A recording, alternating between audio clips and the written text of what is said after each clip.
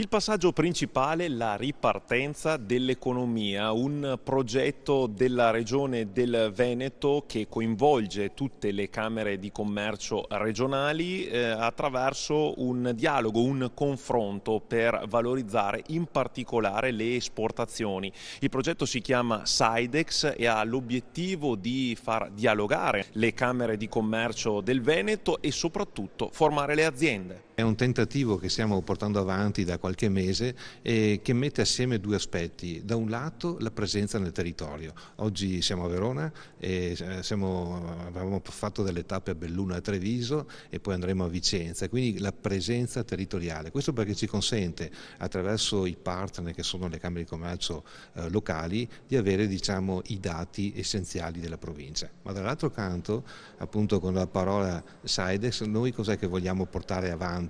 E l'abbiamo messo the bright side of the export, cioè la parte luminosa dell'export. Perché? Perché è stato attraverso l'export che la nostra regione in tutti questi anni è riuscita a mantenere un primato e soprattutto è riuscita a bypassare le diverse crisi che abbiamo avuto proprio per la grande capacità di innovare e di portare i propri prodotti all'estero. E come spesso mi viene da dire, è anche per la grande biodiversità merceologica che abbiamo. Nel Veneto viene prodotto un po' di tutto. Ci sono dei numeri che possiamo fotografare più interessanti rispetto ad altri? Ma partiamo soprattutto da un numero, 500.000 imprese nel Veneto che sono operanti e c'è un dato che potrebbe essere interessante: di queste 500.000 circa 27.000 imprese sono quelle cosiddette potenzialmente ditte esportatrici, vale a dire non hanno avuto magari una sola esportazione nella loro vita ma hanno le caratteristiche per poter esportare. Ecco, una delle ambizioni del lavoro di questo progetto è quello di far sì che queste 27.000 imprese da potenziali esportatrici diventino veramente delle ditte che esportano nel mondo. La risposta dei territori in merito a questo progetto che state portando avanti, qual è, delle varie province del Veneto? Ma qui siamo al terzo appuntamento e devo dire che così, innanzitutto c'è un clima di collaborazione che ci ha colpito ed è veramente importante. C'è molta attenzione, anche curiosità da parte delle imprese e poi il fatto di poter condividere le esperienze delle diverse province fa sì che una frase che noi anche su questo spesso ci concentriamo, cioè che queste particolarità, il fatto di essere noi una regione di tanti campanili, ecco, non deve essere visto come un punto di debolezza, ma deve essere visto come un punto di forza. Ma perché diventi tale bisogna che queste informazioni siano condivise. Ecco un altro degli aspetti che stiamo cercando di portare avanti, vale a dire che la ditta veronese deve sapere come si opera a Belluno, quella di Belluno come si opera a Treviso e così via. Ecco, la conoscenza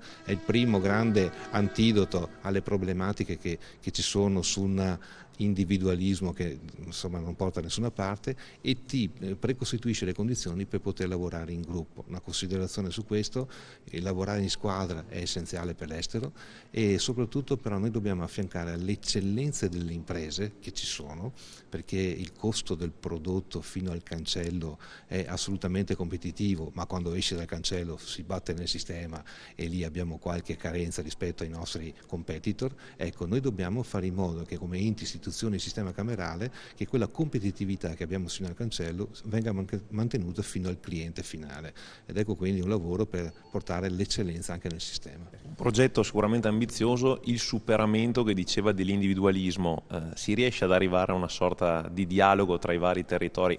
Non è facile. Non è facile, però la strada non l'abbiamo tracciata noi, ma la stanno tracciando anche i nostri imprenditori, ma soprattutto perché sta rispondendo ad un bisogno. Facciamo un esempio: le cosiddette filiere del prodotto. Noi proveniamo da un periodo in cui facevamo produrre molto all'estero e questo ovviamente per avere una competitività sul prezzo. Stiamo assistendo ad un fenomeno di reshoring, cioè di ritorno di queste produzioni, ma proprio nel ritorno si viene anche a scoprire che sul fornitore lo posso avere molto più vicino di quello che pensavo. Magari non devo andare a Torino o a Firenze, ma me lo trovo a Verona piuttosto che a Belluno. Ecco, questa azione, questa vicinanza fa sì che veramente i territori, come li chiamiamo anche qui nel Veneto, non diventino più solo in competizione tra di loro, ma anzi stanno attivando una forte collaborazione. Parlando di esportazioni nella fattispecie, ci sono territori più appetibili verso i quali esportare o con i quali dialogare? Questa è una bella domanda e Sidex è un piccolo tentativo per cercare di dare delle risposte. Qui va evidenziato un aspetto: abbiamo mercati maturi, tradizionali, mettiamolo, e per quanto riguarda il Veneto e Verona in questo caso, ovviamente per noi è tutta Europa e il primo mercato di sbocco è la Germania con circa il 13%. Quindi se io vado a vedere il consolidato, questo è il nostro mondo.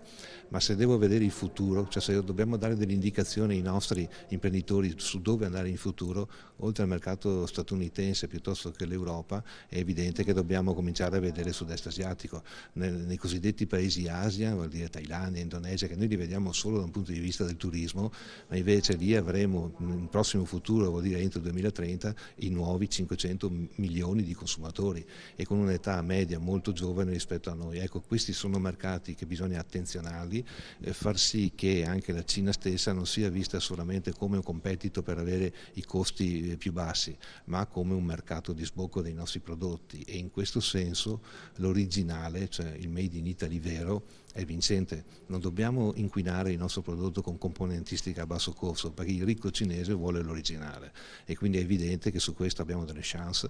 Vi cito solo un dato che è interessante: se vado a vedere l'interscambio Veneto-Cina, per quanto riguarda l'aspetto dell'elettronica, noi abbiamo un rapporto di 4-1, cioè 4 volte a favore ovviamente della Cina. Ma se vado a vedere le personalizzazioni nelle automazioni industriali, il rapporto Veneto-Cina si inverte. 4 volte a favore del Veneto. Perché?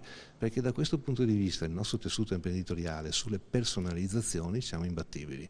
La formazione in quali termini? Per poter approcciare nuovi mercati occorre essere preparati, non lasciarsi sfuggire evidentemente particolari. E allora nel corso di questi appuntamenti del progetto Sidex partecipano anche dei relatori davvero molto speciali che vanno a formare le aziende. Io ho la possibilità di vedere come si muovono anche le imprese di altri paesi. Germania, paesi del nord Europa, eccetera. E la grande differenza è che loro pianificano di più rispetto a noi, questa è un dato di fatto. Devo essere sincero però, talvolta pianificare troppo irrigidisce e quindi i loro esportatori, aziende tipicamente più strutturate, di dimensioni più grandi, sono un filino più ingessate, diciamo, nella gestione del commercio internazionale. Noi pianifichiamo troppo poco. Il parallelo che faccio sempre in questi casi è quello del turista che si accorge di aver bisogno del visto quando è in aeroporto. Quindi no, te lo devi verificare prima, devi sapere prima che c'è bisogno di un visto per andare in una specifica destinazione. Ecco, noi dobbiamo lavorare in un'ottica di pianificazione. Qualcuno diceva proper planning prevents poor performance, che sta a significare se pianifichi correttamente la performance migliora sostanzialmente, no? Quindi questo è un messaggio molto importante che voglio dare in generale alle imprese italiane sulla base della mia esperienza. Ormai sono 20 anni che mi occupo di aspetti tecnici del commercio internazionale e vedo che soprattutto le PMI italiane tendono a sottostimare la pianificazione dell'esportazione, tendono ad arrivare troppo a ridosso della spedizione delle merci per capire cosa devono fare. Ecco, si riesce col tempo, ovviamente servirà del tempo, ad arrivare ad una formazione completa, no, di queste aziende per poter guardare i mercati internazionali in maniera più preparata e decisa? Abbiamo un sistema paese che sta lavorando in quella direzione. Pensate alle camere di commercio, ovviamente, pensate a ICE, Istituto per il Commercio Estero, ci sono tutta una serie di soggetti istituzionali che stanno lavorando sulla cultura del commercio internazionale. Perché? Perché abbiamo un sistema industriale che è basato su PMI che non si possono permettere dei manager interni che abbiano competenze e skill specifiche su questo argomento, quindi devono per forza appoggiarsi all'esterno, vuoi per la formazione, vuoi per l'assistenza, vuoi per l'accompagnamento all'internazionalizzazione. Quindi sono ottimista, diciamo, per il futuro. Ovviamente tutto questo comporta uno studio sui mercati, quelli più appetibili, quelli storici, più consolidati, la Germania, la Gran Bretagna, ma anche evidentemente da qualche tempo a questa parte il sud-est asiatico, e proprio lì si sta concentrando un focus della Camera di Commercio di Verona per capire come arrivare anche a quei mercati. Sicuramente non essere monoprodotto, ma avere più prodotti che esportiamo in tutto il mondo ha facilitato la nostra provincia a mantenere gli andamenti in termini, chiaramente con una perdita iniziale, ma riprendendo in modo importante gli andamenti dei fatturati. Il nostro territorio è sempre accompagnato, e le nostre imprese, dalla casa delle imprese, che è la Camera di Commercio, la casa dell'economia. E da sempre la Camera le affianca nei processi per esportare i propri prodotti e per conquistare nuovi mercati. Dimostrazioni concrete sono tutte le iniziative che abbiamo fatto, stiamo facendo da anni rispetto ad esempio al settore del vino, del marmo, della calzatura, della metalmeccanica, tutti settori trainanti rispetto alle imprese del territorio. Il ruolo della Camera è quello di aiutare le imprese a portare ricchezza sul territorio, a far lavorare la nostra gente e a crescere continuamente, essendo stimolati in modo particolare a puntare nuovi mercati.